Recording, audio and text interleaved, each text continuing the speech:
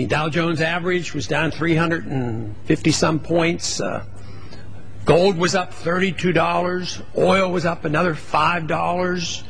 And there's a lot of chaos out there, and everybody's worrying about $4 a gallon gasoline. But I don't think there's a clear understanding exactly why that has occurred.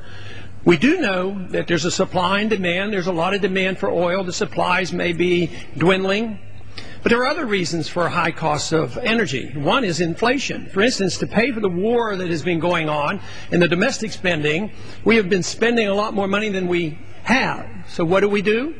We send the bills over to the Federal Reserve. They create new money. In the last 3 years, our government, through the Federal Reserve and our banking system, created $4 trillion of new money. That is one of the main reasons why we have this high cost of energy and $4 a gallon gasoline. But there is another factor that I want to talk about tonight, and that is not only the fear of inflation and future inflation, but the fear factor dealing with our foreign policy. And in the last several weeks, if not for months now, we have heard a lot of talk about the potentiality of Israel and or the United States bombing Iran. And it's in the marketplace. It's being bid up. The energy prices are being bid up because of this fear. It has been predicted if bombs start dropping that you're going to see energy prices double or triple. It's just the thought of it right now that helps to push these prices, the price of energy up. And that is a very real thing going on right now. But to me, it's almost like deja vu all over again, as it has been said. We listened to the rhetoric for years and years before we went into Iraq. We did not go in the correct manner. We didn't declare war. We're there. It's an endless struggle. We're in Iran. We're endlessly struggling there. And I cannot believe it that we may well be on the verge of initiating bombing of Iran.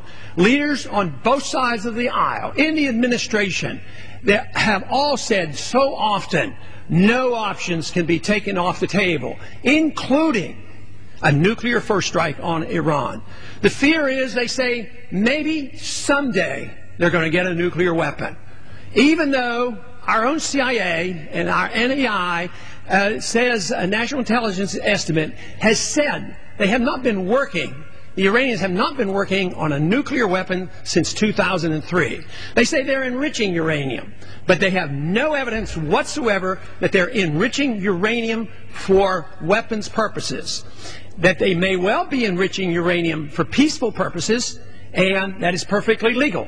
They have been a member of the non-proliferation treaties, and they are under the investigation of the IAEA, and El-Baradei has verified that in the last year there have been 9 unannounced investigations and examinations of the Iranian nuclear structure, and they have never been found to be found in violation. And yet, this country and Israel are talking about a preventive war, starting bombing for this reason, without negotiation, without talks. Now, the one issue that I do want to mention tonight is a resolution that is about to come to this floor if our suspicions are correct after the July 4th holiday.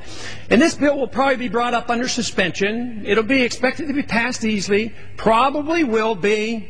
And it's just more war propaganda, more preparation to go to war against Iran. And this resolution, H.J. Res. 362, is a virtual war resolution.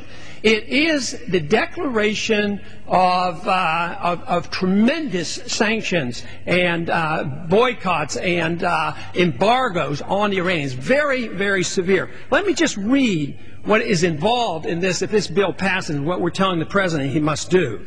This demands that the President impose stringent inspection requirements on all persons, vehicles, ships, planes, trains, and cargo entering or departing Iran, and prohibiting the international movement of all Iranian officials. I mean, this is unbelievable. This is closing down Iran. Where do we have this authority? Where do we get the moral authority? Where do we get the international legality for this? Where do we get the constitutional authority for this? This is what we did for 10 years before we went into Iraq. We starved children. 50,000 individuals, it was admitted, probably died because of the sanctions on the Iraqis. They were incapable at the time of attacking us, and all the propaganda that was given for our need to go into Iraq wasn't true. And it's not true today about the severity. They say, yeah, but Ahmadinejad, he's a bad guy. He's threatened violence. But you know what? Us threatening violence is very, very similar. We must look at this carefully. We just can't go to war again under these careless, frivolous conditions. Mr. Stupak. Madam Speaker, I ask unanimous consent to claim the gentleman's time. Without objection. Thank you.